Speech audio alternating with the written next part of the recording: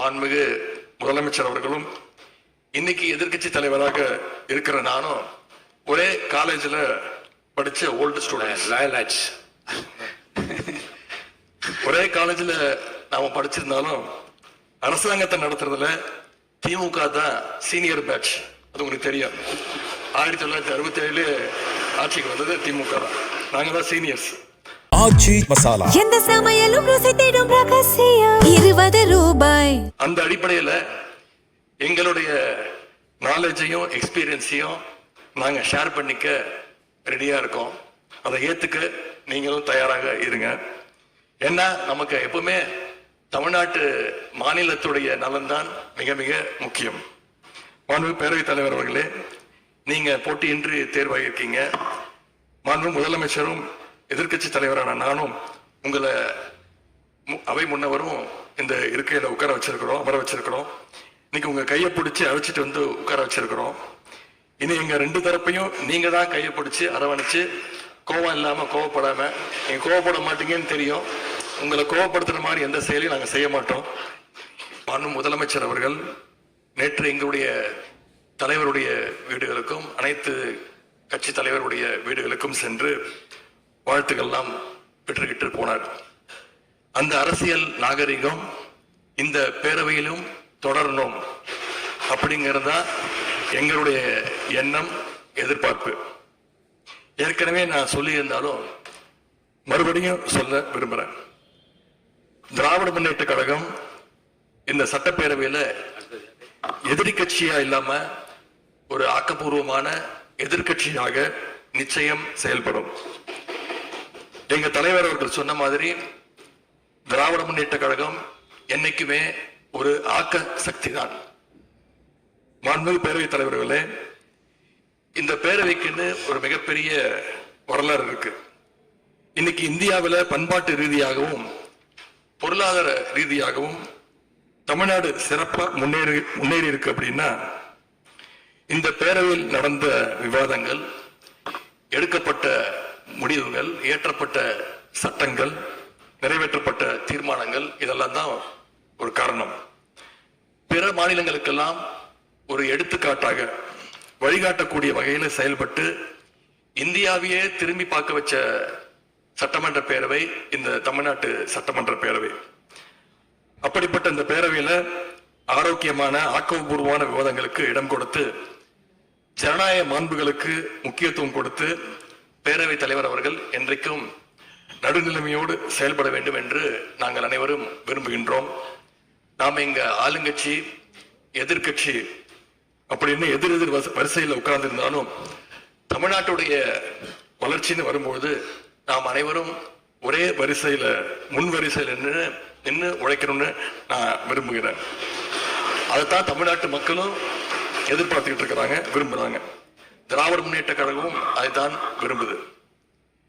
எங்களுடைய தலைவர் அவர்கள் கடந்த 5 ஆண்டுகள்ல அடிக்கடி சொல்ற ஒரு வார்த்தை, இது எனது அரசு அல்ல நமது அரசு என்று எங்களுடைய தலைவர் அவர்கள் அடிக்கடி சொல்லுவார். அதை நிரூபிச்சு காட்டியிருக்கிறார். சென்ற திராவிட மாடல் அரசுங்கிறது வாக்களிச்ச மக்களுக்கு மட்டும் இல்லாம வாக்களிக்காத மக்களுக்குமான அரசாகத்தான் செயல்பட்டு வந்தது. ஆகவே இந்த புதிய அரசும் அனைவருக்குமான அரசாக உங்களுக்கு வாக்களிக்காத மக்களுக்குமான அரசாக செயல்படும்னு நான் விரும்புறேன். இந்த நேரத்தில் இன்னொரு விஷயத்தையும் இங்க நினைவுபடுத்த விரும்புறேன். மாண்பு பேரவைத் தலைவர் அவர்களும் சட்டமன்ற ஜனநாயகத்தில் ஆளுங்கட்சி காதுகளாகவும் எதிர்கட்சி குரலாகவும் இருக்க வேண்டும். அதுலதான் இந்த அவையுடைய பெருமை நிச்சயம் அடங்கி இருக்கு. பொதுவா இதுக்கு முந்தைய சட்டமன்ற பேரவை எடுத்துக்கிட்டா ஆளுங்கட்சி வரிசையில அதிக உறுப்பினர்களும் எதிர்கட்சி வரிசையில அதை விட குறைவான உறுப்பினர்களும் இருப்பாங்க. ஆனா இந்த முறை கிட்டத்தட்ட ஆளுங்கட்சிக்கு இணையான எதிர்கட்சி வரிசை வலிமையா இன்னைக்கு அமைஞ்சிருக்கு. அதுதான் இந்த பேரவையுடைய இன்னொரு கூடுதல் சிறப்பு. இதன் மூலமா தமிழ்நாட்டு மக்கள் ஒரு முக்கியமான செய்தியை நமக்கு சொல்லி இருக்கிறாங்க. அது என்னன்னா, எதிர்கட்சி வரிசை மிக மிக வலிமையாக இருந்து இந்த அரசை, புதிய அரசை வழிநடத்தணும், ஆக்கப்பூர்வமான விமர்சனங்களை முன்வைக்கணும் அப்படின்னு மக்கள் நமக்கு சொல்லி இருக்கிறாங்க. நான் நம்புறேன். ஆகவே மக்களுடைய எண்ணத்தை பிரதிபலிக்கிற மாதிரி எங்களுடைய பணிகள் நிச்சயம் இருக்கும்.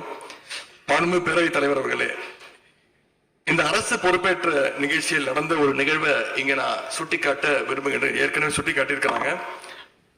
அந்த நிகழ்ச்சியில தமிழ்தாய் வாழ்த்து 3வது இடத்துக்கு தள்ளப்பட்டிருக்கு. இது தமிழ்நாட்டு மக்கள் மத்தியில மிகப்பெரிய ஒரு கோபத்தையும் அதிர்ச்சியையும் ஏற்படுத்தி இருக்கு. அதை எதிர்கட்சிகள் எல்லோரும் விமர்சிச்சிருக்கிறோம். அதுக்கு ஆளுங்கட்சியும் ஒரு விளக்கத்தையும் கொடுத்திருக்கிறாங்க. நானும் பார்த்தேன். எங்களோட கருத்து என்ன அப்படின்னா, பாஜக ஆட்சிக்கு வந்திருக்கக்கூடிய மேற்கு வங்க மாநிலத்துல பதவியேற்பு நிகழ்ச்சியின் போது வந்தே மாதரம் பாட்டு பாடப்படல. ஆனா இங்க தமிழ்நாட்டுல அது பாடப்பட்டிருக்கு. மேற்கு வங்கத்துல இன்னைக்கு யாரு ஆளுநரா போய் உட்கார்ந்துருக்காங்க அப்படின்னு உங்க அத்தனை பேருக்கும் தெரியும். நான் சொல்ல வேண்டிய அவசியம் இல்லை. அவர் இங்க ஆளுநரா இருந்தப்போ தமிழ்நாடு சட்டமன்ற பேரவையில தமிழ்தாய் வாழ்த்துக்கு முன்னாடி தேசிய கீதம் பாடணும்னு பேரவையினுடைய மரபையே மாத்த சொன்னவர் தான் இன்னைக்கு மேற்கு வங்கத்துல ஆளுநரா இருக்கிறார். அதை நாங்க உறுதியா எங்களுடைய தலைவர் அப்போதைய முதலமைச்சர் உறுதியா மறுத்தார். அதனால 2023ஆம் ஆண்டு முதல் தொடர்ந்து 3 வருஷம் அவர் பேரவையிலிருந்து வெளிநடப்பு செஞ்சுட்டு போன காட்சிகளை எல்லாம் நீங்களும் பார்த்திருப்பீங்க. இதன் மூலமா நாங்க சொல்ல வர்றது, அடுத்து விரைவிலேயே இந்த பேரவையில ஆளுநர் உரை நிகழ்த்த இருக்கிறார்.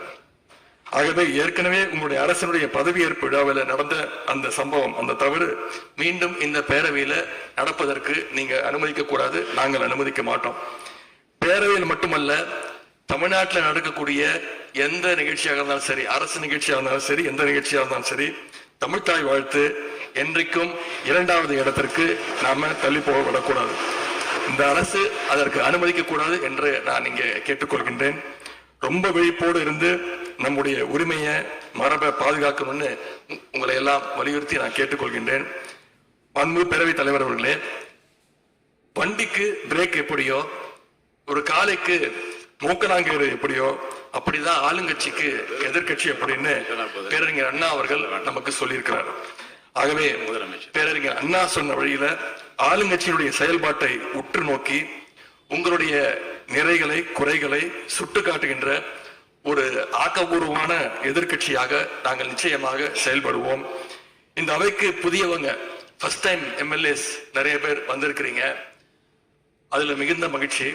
அதே போல ரொம்ப வருடங்களுக்கு பிறகு நிறைய பெண் சட்டமன்ற உறுப்பினர்கள் இங்க இடம்பெற்றிருக்கிறீங்க. அதுல எங்களுக்கு கூடுதல் மகிழ்ச்சி. அத்தனை பேருக்கும் மீண்டும் என்னுடைய வாழ்த்துக்கள். தமிழ்நாட்டுடைய உரிமைகளுக்காகவும் வளர்ச்சிக்காகவும் நாம எல்லாரும் சேர்ந்து ஒன்னா பயணிப்போம். எது எப்படி ஆனாலும் திராவிட இயக்கத்தினுடைய அடிப்படை கொள்கைப்படி எல்லோருக்கும் எல்லாம் கிடைக்கிறதை உறுதி செய்கின்ற வகையில எதிர்கட்சி வரிசையில இருந்து நாங்கள் நிச்சயம் செயல்படுவோம்.